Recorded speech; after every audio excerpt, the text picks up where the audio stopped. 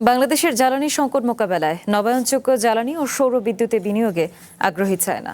সকালে সচিবালয়ে চায়নার রাষ্ট্রদূত ইয়াও ওয়েনের সাথে বৈঠক শেষে এই কথা জানান স্থানীয় সরকার প্রতিমন্ত্রী বীর শাহে আলম।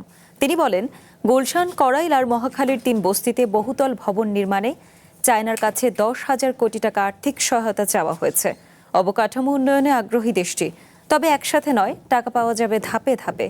এ সময় চায়নার রাষ্ট্রদূত ইয়াও ওয়েন বলেন, বাংলাদেশে বর্জ্য ব্যবস্থাপনা, নবায়নযোগ্য জ্বালানি, টেকসই পানি সরবরাহ ও ব্যবস্থাপনা সহ বেশ কিছু বিষয়ে বিনিয়োগে আগ্রহী তারা।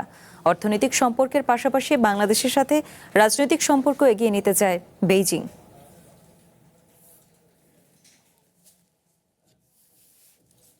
গুলশান এরিয়ায় এবং ঢাকা 17 নির্বাচনী এলাকায় যে 3টি বস্তি রয়েছে, করাইল, সাততলা বস্তি এবং ভাসানটেক, এ ব্যাপারে আমরা একটা প্রস্তাব স্থানীয় সরকার বিভাগ থেকে, মানে তাদের আবাসন ডেভেলপমেন্ট করে দেওয়ার জন্য আধুনিক আবাসন ব্যবস্থা, এটা প্রায় 10,000 কোটি টাকার প্রজেক্ট।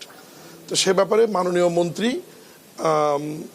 রাষ্ট্রদূতকে ওই প্রস্তাবটি বিবেচনার জন্য উনি বলেছেন এবং প্রাথমিকভাবে তারা সম্মতি হয়েছে এবং তারা বলেছে যে পুরোটা যদি একসাথে আমরা নাও পারি, আমরা প্রায়োরিটি বেসিসে পর্যায়ক্রমে আমরা এখানে ইনভেস্ট করব। অর্থনৈতিক সম্পর্কের পাশাপাশি বাংলাদেশের সাথে রাজনৈতিক সম্পর্ক এগিয়ে নিব আমরা। সরকারের প্রকল্প উন্নয়নের সহযোগিতার পাশাপাশি বিএনপির সাথেও সামনের দিনগুলোতে সম্পর্ক এগিয়ে নেওয়া হবে। নগদ নিয়ে এলো হার না মানা হার অফার।